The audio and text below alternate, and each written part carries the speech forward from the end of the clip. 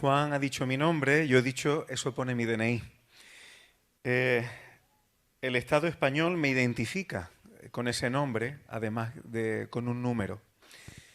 Y justo se me ha venido a la cabeza una mal llamada parábola, y digo mal llamada porque aparecen nombres particulares y Jesús nunca, en lo que eran parábolas, utilizaba un nombre particular. Pero contó una historia en la que se nos atisba o el Señor nos revela algunas cosas que van más allá del plano terrenal que nosotros conocemos. Es lo que la gente llama la parábola del rico y Lázaro. Aunque repito, pienso que no es una parábola. Porque se nos da el nombre de Lázaro, se habla también de Abraham concretamente. Pero fijaos una cosa. Esto está fuera de lo que yo tenía previsto, estoy improvisando un poco, pero podemos vincularlo con lo que vamos a tocar. Hermanos, en esa parábola se habla de Lázaro, pero ¿cómo se llama el rico? ¿Cómo se llama el rico? ¿Quién pensáis que sería más conocido en este mundo? El rico sería Don Fulano. Y probablemente, salvo que fuesen del barrio o lo conocieran de tiempo atrás, pero en este mundo, ¿quién era Lázaro? Sin embargo, a los ojos del Señor Jesús, a los ojos de Dios, Lázaro tenía nombre, pero el rico no tenía nombre. Cuando mueren los dos y pasan, vamos a decir, a otro plano, Lázaro tiene nombre, pero el rico no tiene nombre. Igual que en este estado, tenemos cada uno. ¿Alguien tiene el micro por ahí abierto? Y de la misma forma que en el Estado español, en esta nación, cada uno de los que estamos aquí, si tenemos esta nacionalidad, estamos identificados con un DNI, es mucho más importante tener una identidad y ser conocidos por Dios. ¿Quién eres para Dios? ¿Tienes nombre delante de Dios? El Señor Jesús, a una de las iglesias en Apocalipsis, al que venza dice que le dará un nombre junto con una piedrecita blanca. Hay cosas que no atisbamos a saber qué es exactamente. Pero dice que nadie conoce ese nombre sino aquel que lo recibe. Dios te da una identidad que tú llegas a conocer, a identificar y que te da capacidad en su reino. Qué importante es ser conocidos por Dios y tener nombre para Dios. Lo que hemos hecho antes con estos símbolos es una oportunidad de reconciliación con Dios por medio de Jesucristo para formar parte de la familia de Dios. Los que van a bautizarse saben de qué es esto, porque hemos hablado de ello. Formar parte de la familia de Dios. Tener nombre como parte de la familia de Dios. ¿Tú te imaginas en una reunión familiar tuya, de buena primera aparece alguien que no conoces de nada? ¿Qué le diría? Pues, ¿tú quién eres? Pero ¿qué ocurre cuando es alguien de tu familia? Tiene nombre, tiene identidad, forma parte de la familia. ¿Y por qué estoy diciendo esto, hermanos? Aparte de me ha provocado Juan con nombrar mi nombre completo. Pero el por qué he hecho esta introducción es porque el discipulado básico que tenemos hoy, para los que nos visitan, una vez al mes, y ya quedan pocas sesiones, quedan poquitas sesiones, estamos viendo cuando una persona conoce a Dios, cuando una persona tiene un encuentro con el Señor Jesucristo, ¿ahora qué? ¿Qué significa ser cristiano?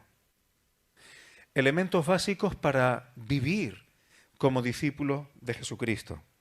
Hoy es la sesión número 9 y el tema es la lectura de la Biblia, la lectura de la palabra de Dios.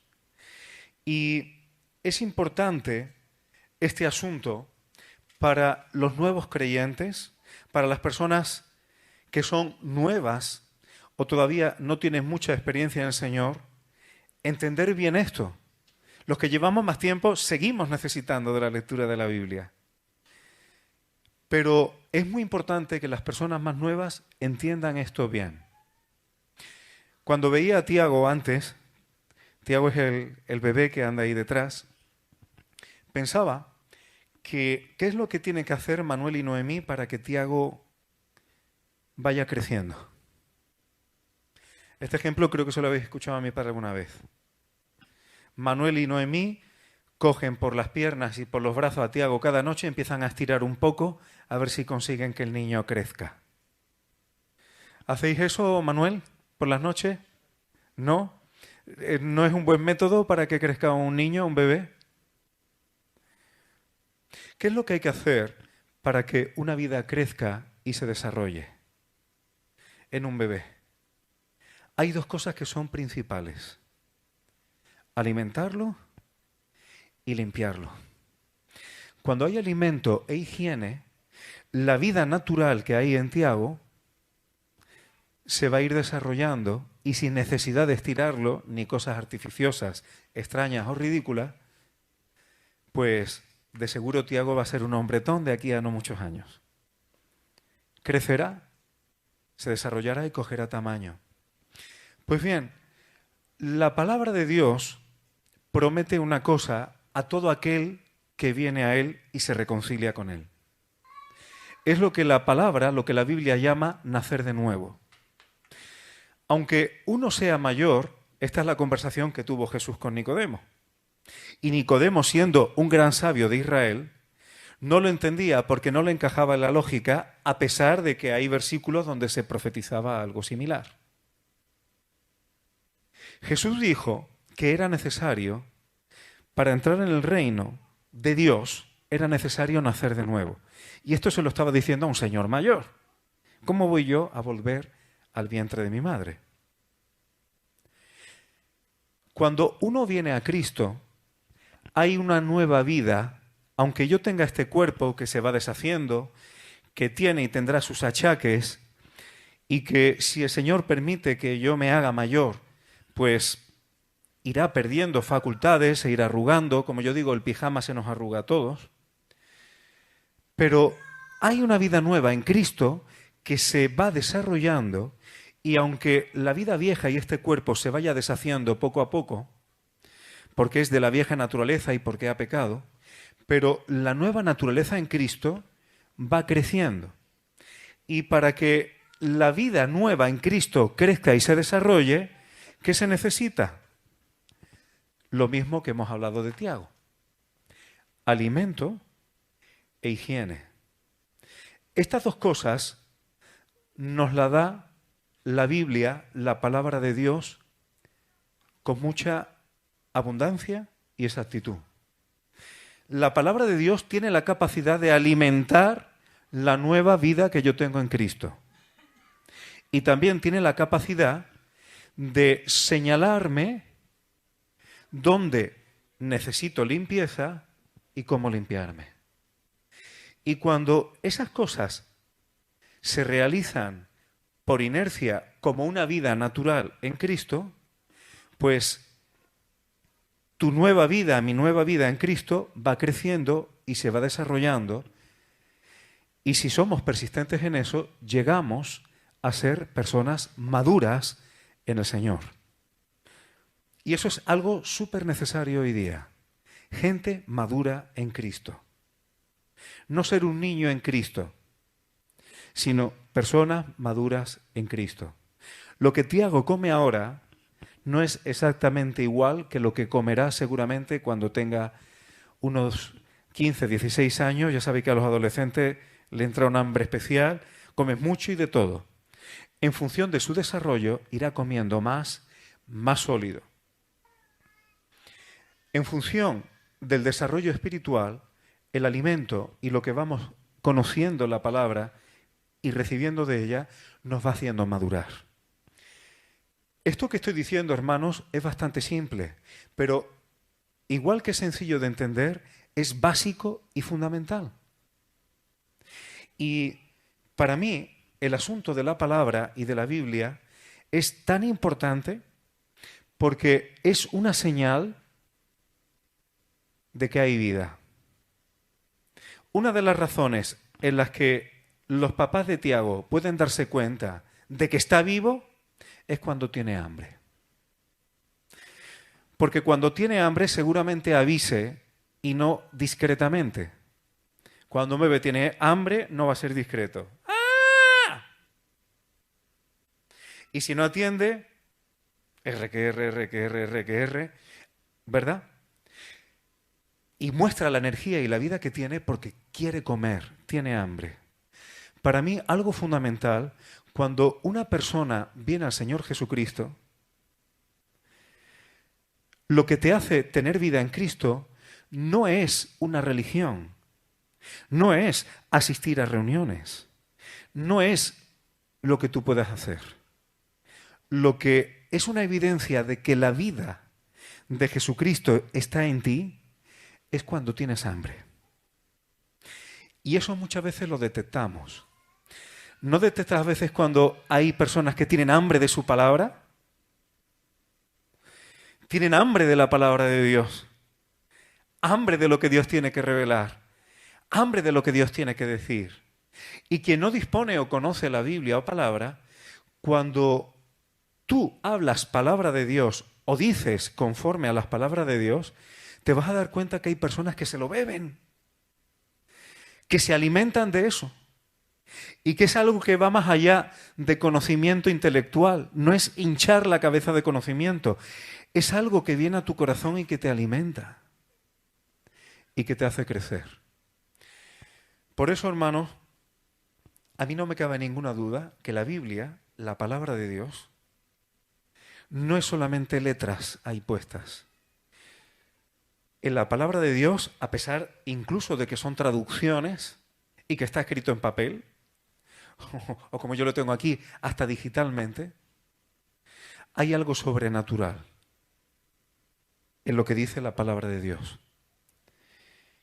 Y es fundamental e importante conocerlo, porque cuando nosotros vamos a la palabra, llegamos a conocer cómo Dios ha ido guiando a seres humanos a través de la historia y cómo Dios se ha relacionado con la humanidad a través de la historia. Otra cosa es que nos hayan querido quitar de en medio buena parte de la historia de la humanidad que está vinculado con lo que Dios ha hecho. Pero eso no te lo van a enseñar en un colegio o en un instituto. Pero Dios, a lo largo de la historia de la humanidad, se ha relacionado con el hombre, se ha revelado y le ha guiado para que después de la caída el hombre pueda reconciliarse, volver a Él, sincronizar y sintonizar con su Creador. Y Dios en la palabra ha revelado cómo ha hecho esto y Él la ha inspirado. Mirad, hermanos, la palabra de Dios, voy a decir palabra y no solamente Biblia, porque cuando decimos Biblia suena más a las hojas. Cuando yo diga palabra de Dios estoy refiriéndome al mensaje que está en la Biblia, pero junto con Cristo mismo, con Jesucristo mismo y con la parte sobrenatural. Os pido que me concedáis esto. Cuando diga la palabra, no voy solamente a la letra, voy al conjunto, porque Dios se compromete con lo que está ahí. Y es algo más que letra. Puede cambiar y transformar vidas. Ahora luego lo vamos a leer. La palabra de Dios puede hacer que una persona cambie y puede transformar su vida por completo. Y esto que puede parecer baladí, sabemos que cambiar a una persona es muy difícil. Si tú quieres cambiar a alguien, es muy complicado. Los que somos padres, hay ciertas cosas de nuestros hijos que quisiéramos cambiar. Los que estamos casados, hay ciertas cosas de nuestros cónyuges que nos gustaría cambiar. Siempre hay cosas que quisiéramos cambiar, especialmente de las personas que están a nuestro alrededor. Eso sería otro tema. Pero cuando lo intentas te das cuenta que no es tan fácil. Incluso si lo consigues, al final no has cambiado a la persona, la has anulado. Y no es ético. Pero Dios, en su palabra, puede cambiar y transformar a una persona por completo. Y es de seguro que muchas veces los mayores sufrimientos que nos llevamos en la vida, a veces no es por cosas que te pasan a ti, sino por cosas que queremos cambiar en personas que amamos y queremos y no podemos. Cristo puede. La palabra de Dios puede cambiar y transformar vidas. La palabra de Dios no solamente cambia y transforma, sino que tiene y contiene sabiduría. Pero sabiduría e inteligencia, primeramente para conocer a Dios, pero también tiene sabiduría e inteligencia para vivir en esta tierra. Para no enredarnos más de la cuenta en los problemas de esta tierra. Seguir el consejo que Dios da y su sabiduría en la palabra hace que con las aflicciones que vienen en este mundo, que siempre vienen algunas, pero nos podamos ahorrar muchos problemas y muchos enredos. Da sabiduría para la vida familiar. Da sabiduría para dormir bien. Da sabiduría para alimentarnos bien. Da sabiduría para aprender a tratar con nuestros semejantes. Da sabiduría para aprender a administrar nuestros recursos materiales. A todos los niveles. La Biblia tiene muchas veces el campo de la psicología, que algunos sabéis que es mi campo. Lo que ha hecho es venir porque hay muchas cosas de la psicología que no son científicamente comprobadas, son modelos. Pero las cosas que en psicología se pueden corroborar en el estudio y la experimentación están en la Escritura, están en la palabra de Dios. ¿Será que Dios no conoce el corazón del hombre? Todo eso tiene la Escritura. Sí quiero decir que no siempre es equivalente sabiduría e inteligencia. Hay personas que son muy inteligentes, pero su forma de vivir no es sabia, no es madura, y eso les genera muchas problemáticas a pesar de una inteligencia enorme. Yo he conocido personas extremadamente inteligentes cuyas vidas son un desastre y ellos lo saben y lo reconocen, a pesar de su inteligencia. Pero la palabra de Dios nos da sabiduría para vivir. Y yo pregunto, ¿quién no ha anhelado alguna vez sabiduría para vivir? ¿Quién dice, venga, voy a vivir de cualquier manera? Eso normalmente no es lo que uno dice. Uno quiere tener sabiduría para vivir. Y esto tiene que ver con el siguiente punto que tengo. La palabra de Dios alumbra el camino del hombre. Ahora veremos algún versículo que lo dice. Es decir, es ayuda y luz para tomar decisiones. Toda nuestra vida está llena de decisiones que tomamos. De decisiones más simples hasta decisiones que pueden significar cambios muy profundos y trascendentales en nuestra propia vida. Qué bien si tenemos la posibilidad de tener instrucción para tomar decisiones sabiamente en este mundo. La cantidad de dinero que hoy día se gastan personas en tomar decisiones económicas. Algunas consultorías son algunos de los capitales más grandes del mundo. Consultorías económicas. Pagan cantidades ingentes de dinero para poder asesorarse y tomar buenas decisiones económicas que lleguen a generarles dinero. Mucha gente paga mucho dinero por tener asesoría de salud. Cuando tienes problemas de salud y la medicina oficial no te ofrece soluciones, terminas buscando alternativas y estás dispuesto a pagar. También te hace vulnerable para fraude, ¿verdad? Pero cuando las personas necesitan tomar decisiones, hacer algo con sabiduría o para solucionar determinados problemas, están dispuestos a pagar mucho. Sin embargo, Dios, que nos creó, que nos da el aire gratuitamente, que nos hace salir el sol gratuitamente, y dice la Biblia, buenos y malos. Dios nos da su palabra para que podamos tomar decisiones sin tener que pagar una consultoría. Gratuitamente nos da su palabra para que podamos vivir sabiamente. Qué maravilla, hermanos. Salmo 119, 105. Dice, lámpara es a mis pies tu palabra y lumbrera a mi camino. Una luz para caminar. Salmo 19, del 7 al 8. Aquí voy a señalar algunos detalles. Dice, la ley de Jehová es perfecta. Se está refiriendo a su palabra, a su instrucción, a su consejo. Perfecto es completo, integral. Dice que convierte el alma. O sea, el consejo y la instrucción de Dios puede cambiar tu interior, puede cambiar tu forma de pensar, puede cambiar la forma de ver la vida, la perspectiva de las cosas. Y esto puede parecer algo extraño, pero tener una perspectiva correcta y adecuada de las cosas es fundamental. Una persona que se crea que el mundo es su enemigo y que la gente le persigue, aunque no sea verdad, eso sería un trastorno paranoide, vive muy mal. Vive con unas angustias impresionantes. Pongo un ejemplo extremo para que nos demos cuenta lo que significa tener una perspectiva adecuada de las cosas. Tener un alma renovada y convertida para captar las cosas como son. Sigue diciendo, el testimonio de Jehová, el testimonio se refiere al consejo de Dios porque expresa cómo Él es. Dice, es fiel. Fiel aquí se refiere a que permanece estable, que es confiable.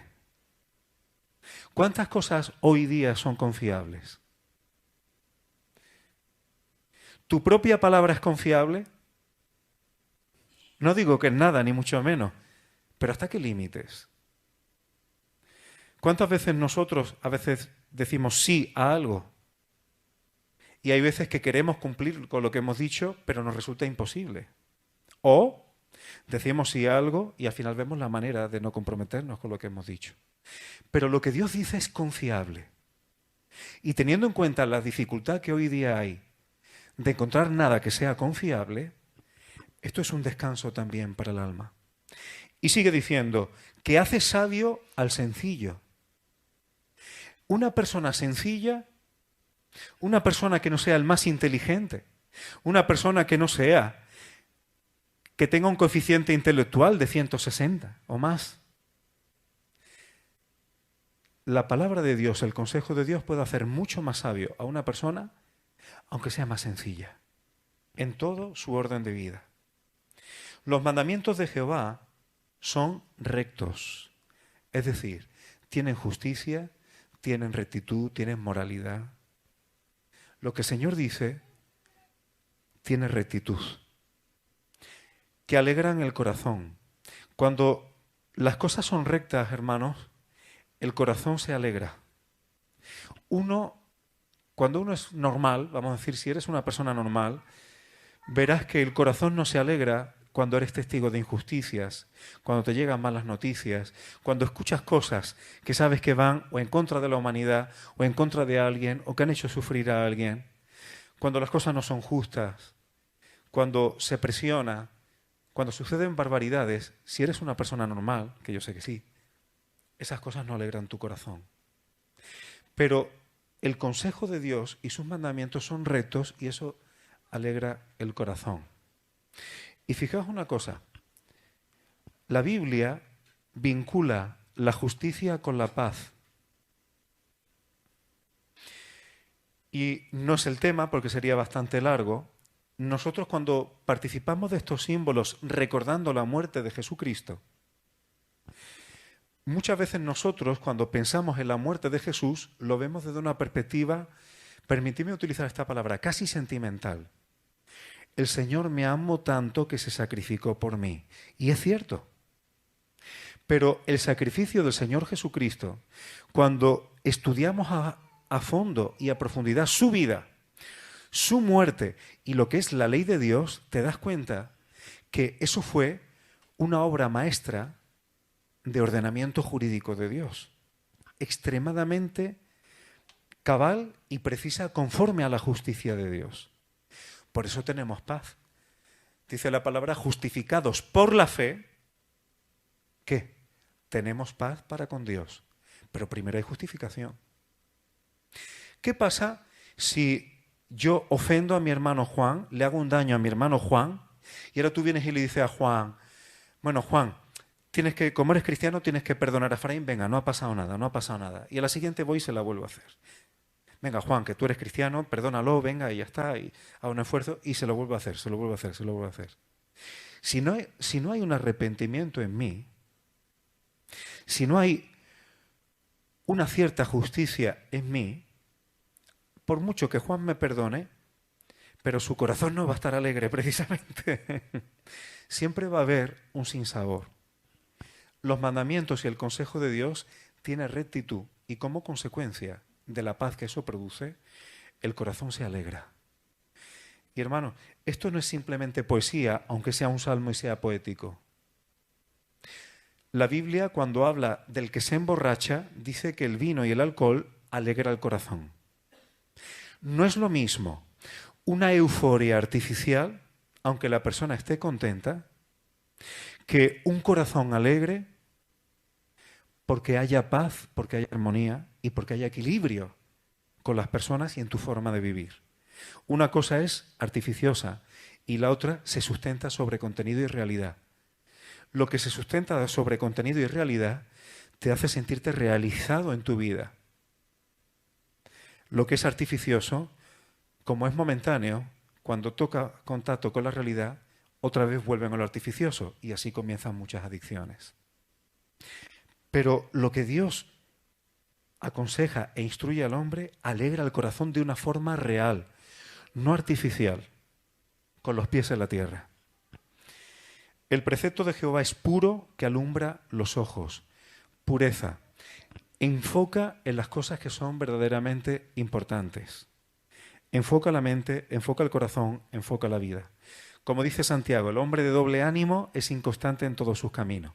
Si tienes una alma para una cosa y otra para otra, al final quedas desestructurado como un vaso de agua derramado, no enfocas y cuesta trabajo, ¿no? Igual que el famoso refrán, el que mucho abarca, poco aprieta. La palabra de Dios hace puro el corazón, el interior, y hace que verdaderamente nuestra vida se enfoque en las cosas que son verdaderamente importantes.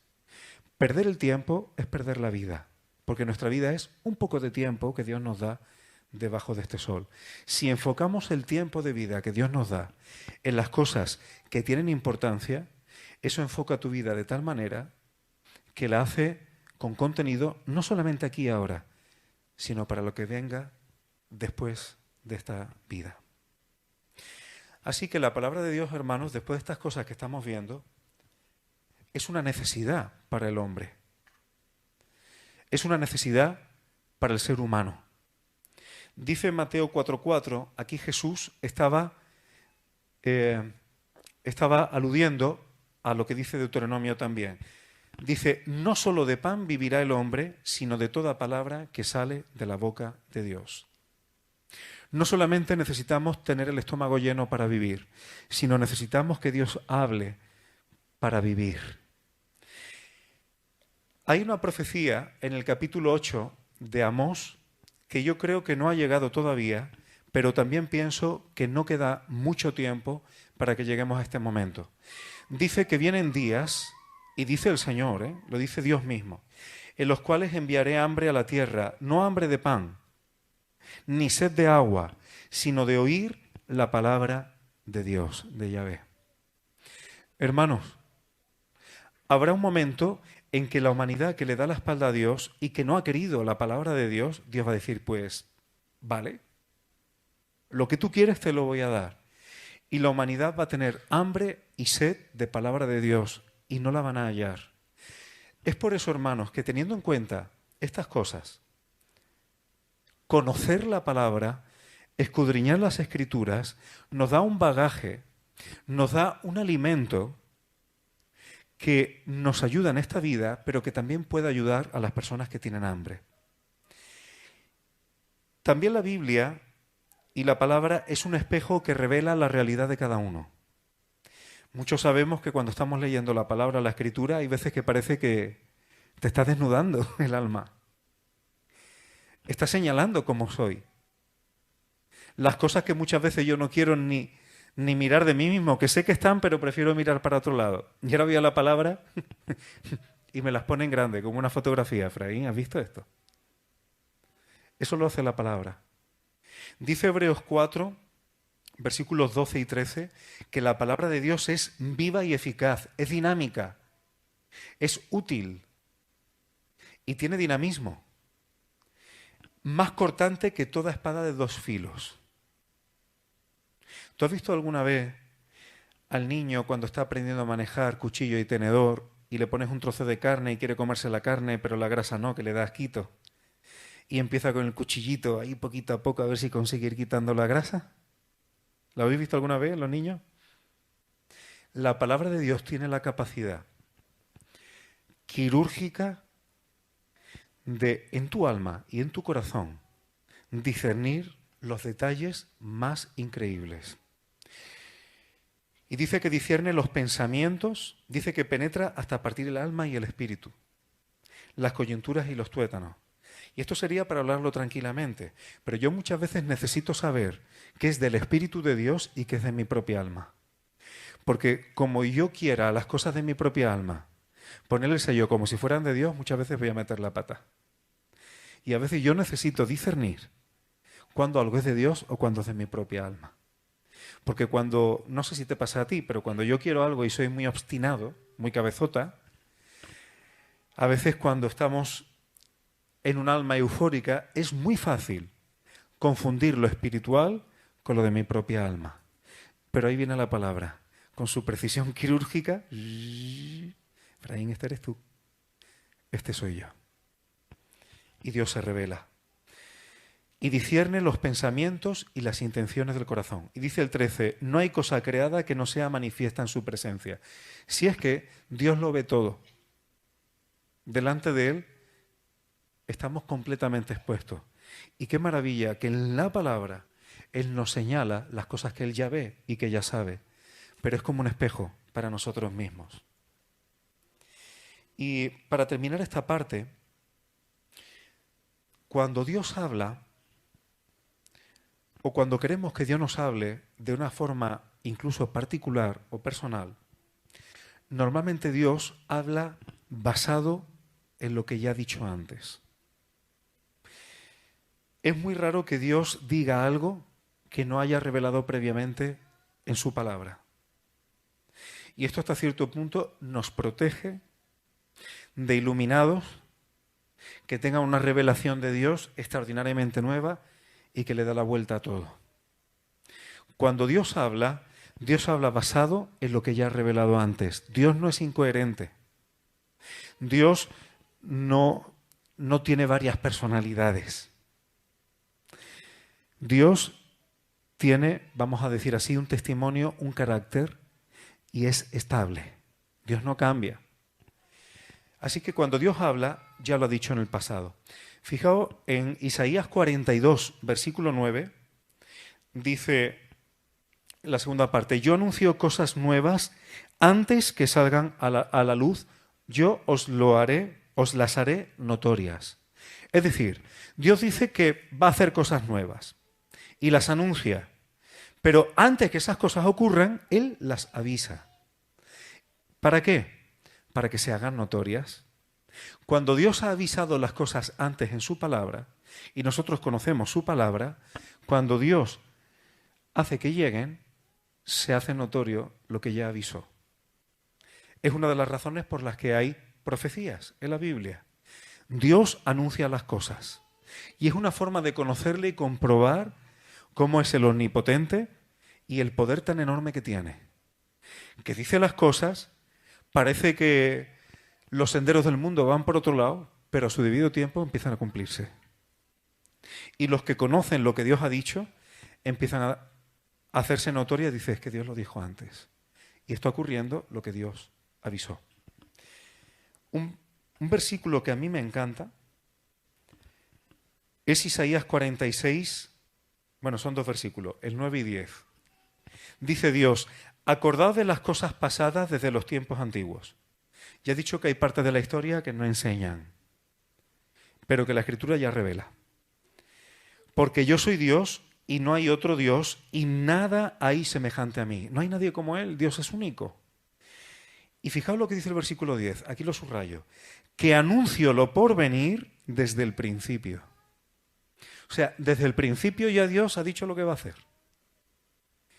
A pesar de que parezcan que suceden cosas por medio, que lo impiden, que se oponen, que no va a hacer lo posible, pero Dios lo ha anunciado. Y dice, y desde la antigüedad, o sea, desde la antigüedad ha anunciado lo que aún no era hecho.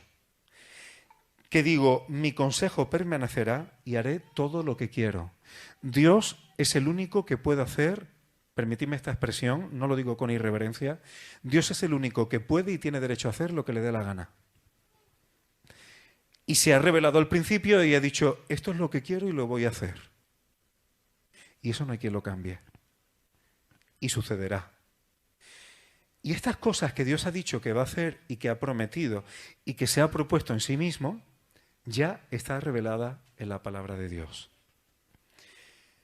¿Os parece que merece la pena estudiar la Biblia? Presentarse delante de Dios y procurar que Dios nos dé luz y nos dé sabiduría y dedicarle tiempo al estudio de la palabra. Fijaos, un niño educado en la palabra de Dios por su abuela y por su madre fue uno de los mejores colaboradores del apóstol Pablo. Y Pablo, en 2 de Timoteo 3, 14 al 17, le dice a Timoteo, persiste, es decir, permanece en lo que has aprendido y te persuadiste. O sea, lo que has aprendido y te has dado cuenta que es así. Sabiendo de quién has aprendido. Aprendió de Pablo, sí, pero primero de su abuela y de su madre. Que desde la niñez, Timoteo desde la niñez, dice, ha sabido las Sagradas Escrituras. Y ahora dice Pablo, ¿qué pueden hacer las Sagradas Escrituras? Incluso por un niño. Te pueden hacer sabio para salvación por la fe en Cristo Jesús. Toda escritura, toda, subrayo este toda, y luego hablaremos de esto, aunque ya voy de tiempo regular, es inspirada por Dios, útil para enseñar, útil para redarguir. Redarguir es contraargumentar. Útil para corregir. Útil para enseñar e instruir en justicia. No es poca cosa. ¿Y ahora qué pasa cuando una persona se instruye en eso? Te lo dice el 17. A fin, es decir, para que el hombre de Dios sea perfecto. Perfecto ahí significa completo. Esté bien equipado. Perfecto no quiere decir sin tacha ninguna, no se refiere a santurronería, sino estar correctamente capacitado y completo y aprovisionado. Ahora, ¿para qué? Insiste, enteramente preparado para toda buena obra. Para hacer lo que Dios quiere que hagamos, es necesario haber sido enseñado e instruido en las Escrituras, porque son muy útiles. Son muy útiles. Necesitamos, y creo que Juan dijo algo antes, no sé si dijiste que nuestro hablar sea, que las cosas que digamos sean conforme a la palabra.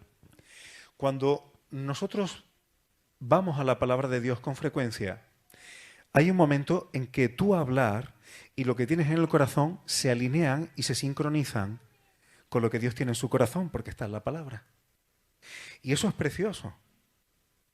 Mira, los que somos profesores, pues 2, a veces 3 veces al año, pues hacemos comida juntos o una cena juntos de final de curso, así.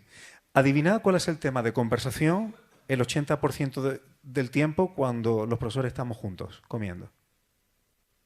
Los alumnos, el centro educativo. ¿Por qué? Porque es nuestro campo. Es nuestro campo y lo que tenemos en común. Uno habla de lo que ocupa su tiempo, de lo que ocupa su mente, de lo que ocupa su corazón. Y eso generalmente está vinculado con lo que tratamos o con las personas que tratamos. Si tú tratas con personas que todo lo que hacen es urdir tretas para engañar, para conseguir dinero ilícitamente, sin darte cuenta, simplemente con pegarte a personas que hablen frecuentemente de eso, tu corazón se va a ir transformando conforme a eso. Si tú hablas con personas que lo único que hacen es hablar de política, tus conversaciones serán de política. Es decir, en función de los ambientes y de lo que ocupa nuestra mente y nuestro corazón, nuestro hablar va a terminar amoldándose a eso. Dice Colosenses 3:16, la palabra de Cristo mora en abundancia en vosotros. ¿Y qué es lo que pasa si su palabra mora abundantemente aquí dentro? Enseñándoos y exhortando unos a otros en toda sabiduría, claro. ¿Por qué? Porque me vas a hablar conforme a la palabra de Dios. Ahora, si yo te digo lo que pienso yo, lo que opino yo y todo parte de mí, te podré enseñar cosas, pero posiblemente no sean en toda sabiduría. Pero si la palabra de Cristo mora en mí, lo que yo pueda decirte, lo que tú puedas decirme, el hablar entre nosotros, alineado con la palabra, eso hace que nuestro corazón vaya adquiriendo la sabiduría de lo alto. Qué importante es las cosas que hablamos cuando estamos juntos, hermanos. Qué importante es. Porque eso nos transforma, nos hace crecer juntos y cuando hablamos conforme a la palabra de Dios, nos vamos haciendo con un corazón unánime. Pero unánime no en torno a una religión, no en torno a un líder humano, ¿no? Vamos teniendo unidad en Cristo, porque es su palabra la que tiene que estar aquí dentro. Hay 4 elementos básicos. Cuando una persona lee la Biblia, desde una perspectiva, vamos a decir, psicológica, hay 4 elementos que son básicos. Cuando tú lees, si es la primera vez que lees, lo que estás haciendo es descubrir hechos, estás descubriendo algo, porque es la primera vez que lo lees. Eso es necesario y es una primera fase. Luego hay otro elemento que es memorizar y retener lo que antes hemos descubierto. Cuando lees algo por primera vez, pero luego vuelves, sigues leyendo, vas descubriendo más cosas, pero luego vuelves, hay un momento en que vamos memorizando y reteniendo lo que está en la palabra de Dios. Luego hay un momento en que uno ya llega a analizar, a clasificar y a comparar los textos bíblicos. Y eso te va haciendo descubrir todavía más cosas. Y incluso textos que ya conoces es como si descubrieras nuevas cosas. Y cuando descubres nuevas cosas, también las debes retener, las debes memorizar. Y en función de eso volvemos a clasificar, a analizarla, a compararla y a descubrir. Y entramos en un bucle, pero que es un increciendo continuo. Pero hay algo, un elemento que es fundamental en todo esto. Cuando vamos a la Biblia o a las Escrituras, necesitamos la iluminación de Dios. Si Dios no nos da luz, si Dios no abre nuestro entendimiento, hay muchas cosas que están en la palabra que no nos vamos a dar cuenta. Porque el ser humano caído tiene más limitaciones de lo que pensamos. Si Dios no abre el entendimiento, no veríamos. Él decide cuándo revelar, cuándo quitar el velo, para que nos demos cuenta, pero si esto estaba ahí y me estoy dando cuenta ahora con la de veces que lo he visto, eso sucede. Hay 3 tipos de lectura bíblica, hermanos. Las 3 son necesarias y ninguna debe excluirse. Una primera es como alimento personal. Ir a la palabra, no necesariamente para hacer un estudio exhaustivo ni nada. Simplemente leer la palabra, tú notas que te alimenta. Ya lo hemos hablado antes, no es necesario que lo vuelva a explicar. Luego hay otro tipo de lectura que lo que hace es familiarizarte con la palabra. Te familiariza. La inercia de acudir a ella y las cosas que alguna vez te alimentaron, vuelves a ella. ¿Puede levantar la mano aquí quien ha comido arroz una vez en su vida? ¿Alguna vez en su vida? ¿Quién ha comido arroz alguna vez en su vida? Ajá. ¿Solo una vez? Más de una. Eso pasa con la palabra. Me da alimento, pero yo no tengo por qué decir como ya comí esto una vez, ya no lo vuelvo a comer más. Puedo volver a la palabra. Y eso me va dando familiaridad con los banquetes que Dios nos prepara, que son siempre saludables. Y luego hay un tercer tipo de lectura bíblica que es discernirla y escudriñarla estudiarla más a fondo. Sí tengo que decir que cuando una persona es nuevecita, es mejor que lleve un tiempo antes de empezar a discernirla y escudriñarla.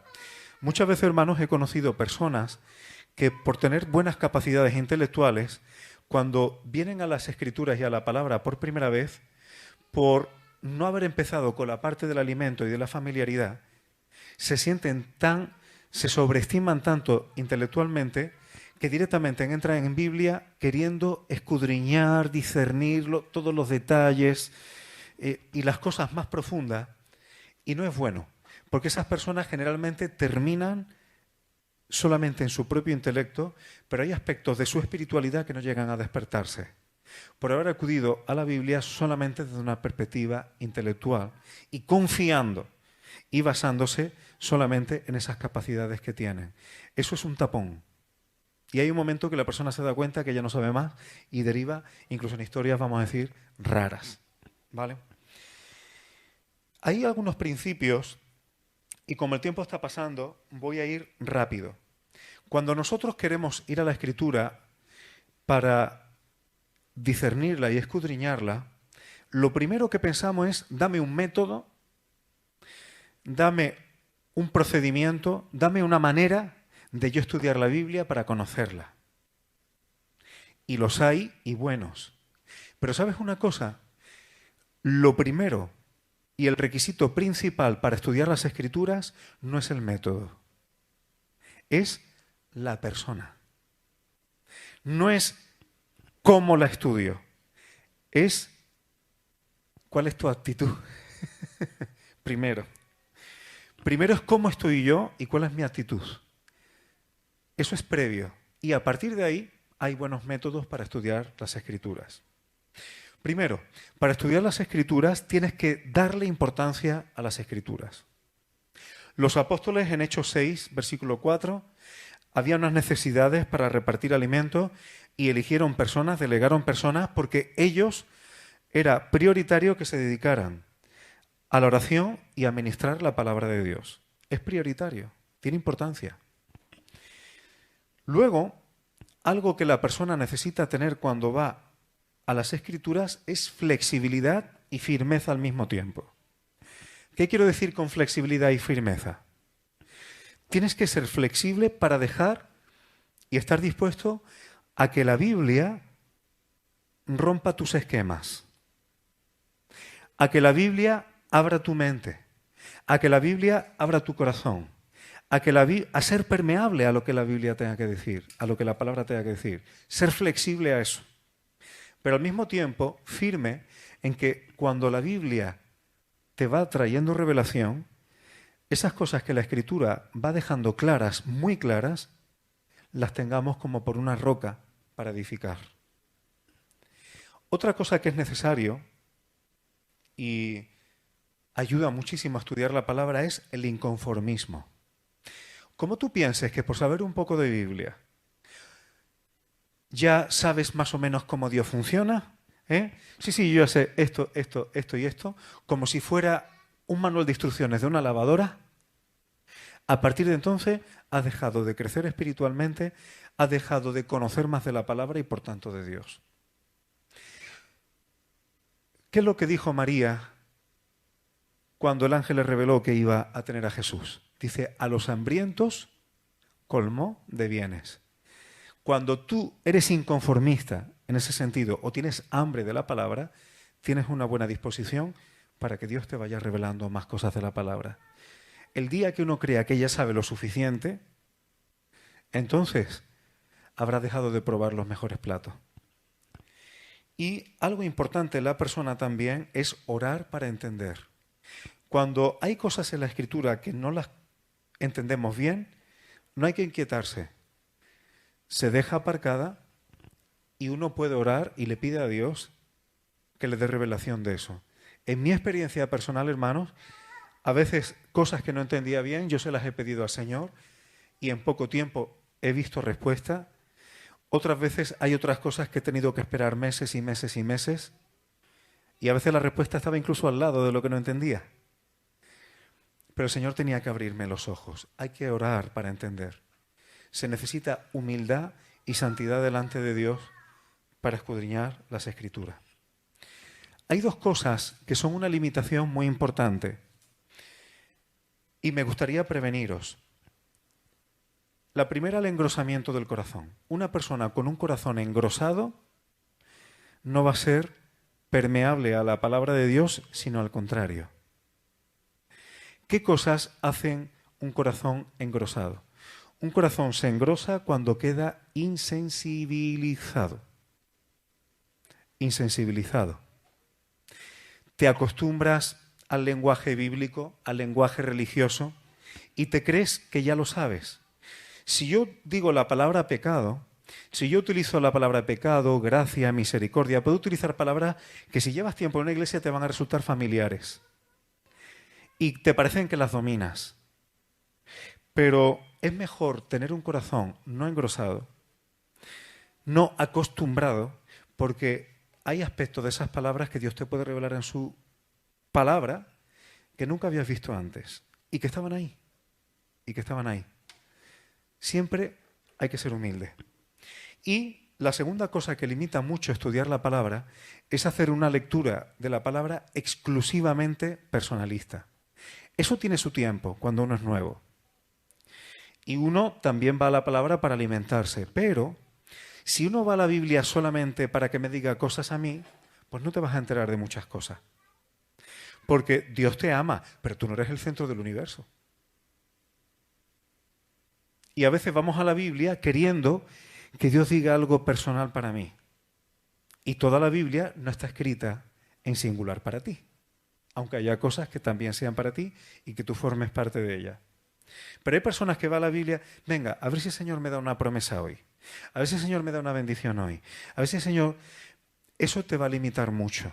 Y es más, si eso se prolonga mucho en el tiempo, te hará un discípulo de Cristo inmaduro, porque eso es lo que hace un niño. Los bebés son preciosos, pero son egoístas. El bebé vive para sí, no le puede exigir más, no tiene madurez para eso.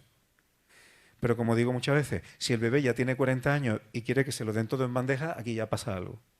No puede ir uno a la Escritura solamente buscando que me hable a mí, nada más que para mí, para mí, para mí, para mí, para mí. Porque entonces nunca vas a tener revelación del plan de Dios. No solamente es qué quieres tú o qué dice Dios para ti. Cuando uno madura es qué es lo que Dios tiene en su corazón y qué es lo que quiere Él. Y aprendes a ver la palabra de otra manera. Consejos a tener en cuenta. Como el tiempo ha pasado, os los leo, ¿de acuerdo? Os los leo. Ya sabéis, tengo elaborado un PDF con estos puntos. Si alguien tiene duda en alguno o quiere que se los amplíe, me puede preguntar. Consejos. 1. Deja que la Biblia te hable de sus temas antes que proponerle tú los tuyos.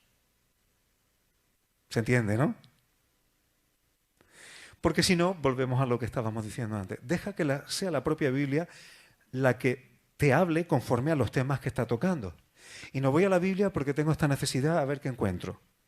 Deja que la palabra te hable de sus temas y eso te va a hacer conocerla mucho mejor. 2. La suma de tu palabra es verdad. Eso dice el Salmo 119, 160. Hay personas que parecen muy ortodoxas cuando cogen un versículo. No, la Biblia dice esto. No, pero es que esto y esto. Y te coge un cachito y te lo insiste, te lo insiste, te lo insiste.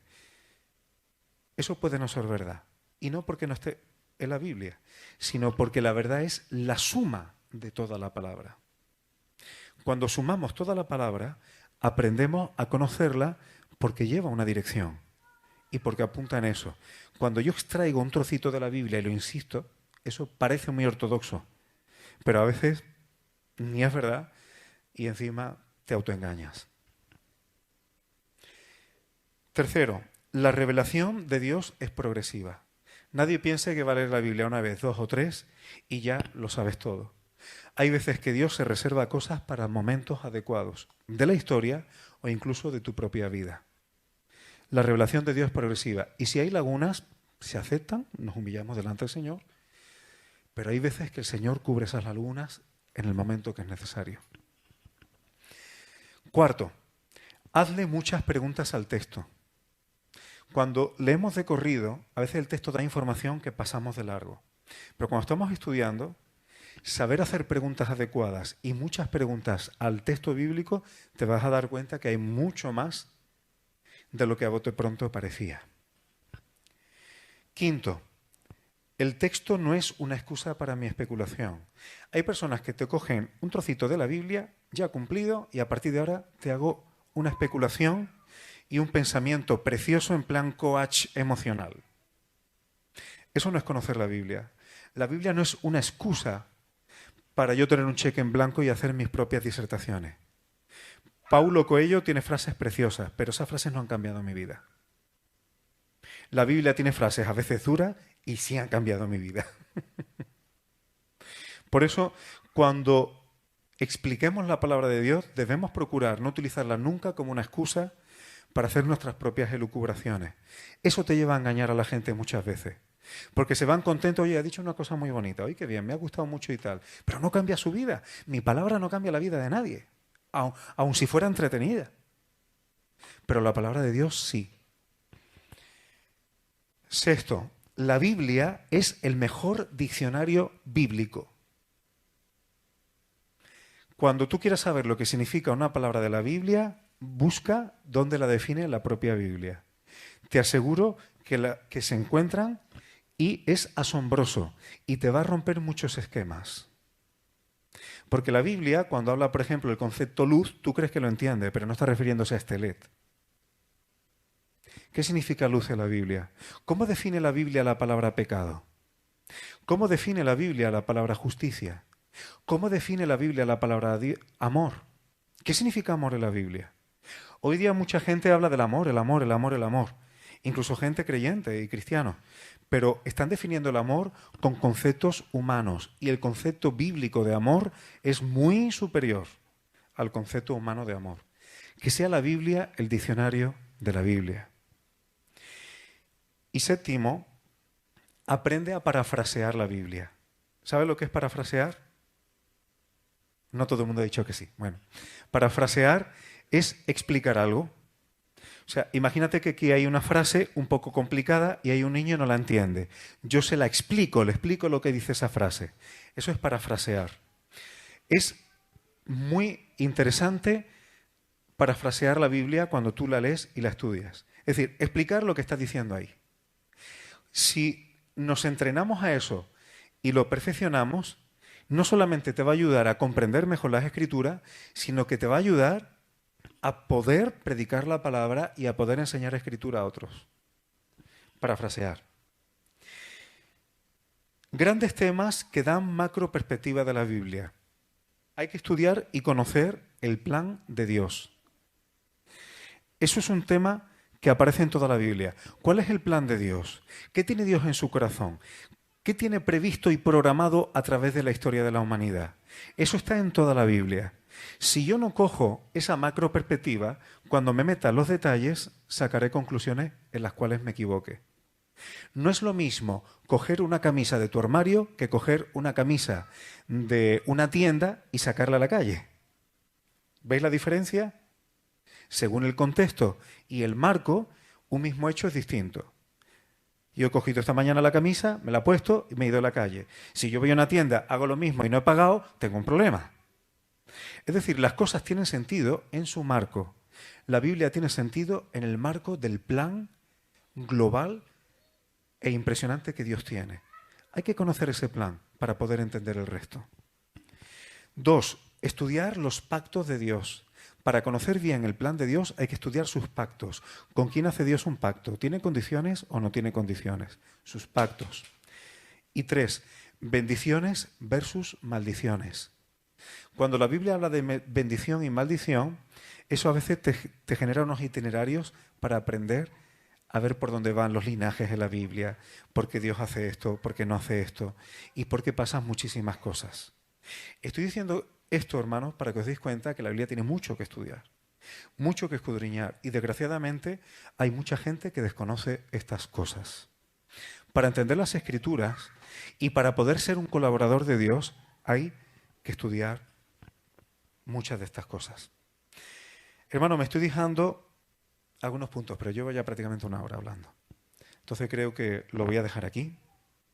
Recordad que a pesar de todo esto necesitamos la ayuda y guía del Espíritu Santo para poder alimentarnos y poder conocer y escudriñar la palabra de Dios. Merece la pena, es impresionante. La palabra es como si fuera, igual que una cebolla tiene capas, la palabra de Dios es como si tuviera capas. Cuando crees que ya tienes un conocimiento de ella, te das cuenta que todavía tiene otra capa más profunda. Cuando a esa llegas al final, todavía tiene otra más profunda y otra más profunda. No se acaba. Igual que a Dios no le agotas, su palabra tampoco, porque le expresa. Es una pena el haberme dejado algunas cosas que merece la pena indagar. Pero vuelvo a decir, pasaré ese PDF que ya está preparado para el que tenga interés. Merece la pena, hermanos. Si quitáramos la Biblia y la Escritura de en medio, ¿qué haríamos como iglesia? ¿Sobre qué fundamento haríamos? ¿Cómo conoceríamos a Jesucristo? ¿Cómo conoceríamos a Dios? Sería lo que yo piense que es Dios. Pero no es quién yo crea que es Dios. Es qué ha revelado Él de sí mismo.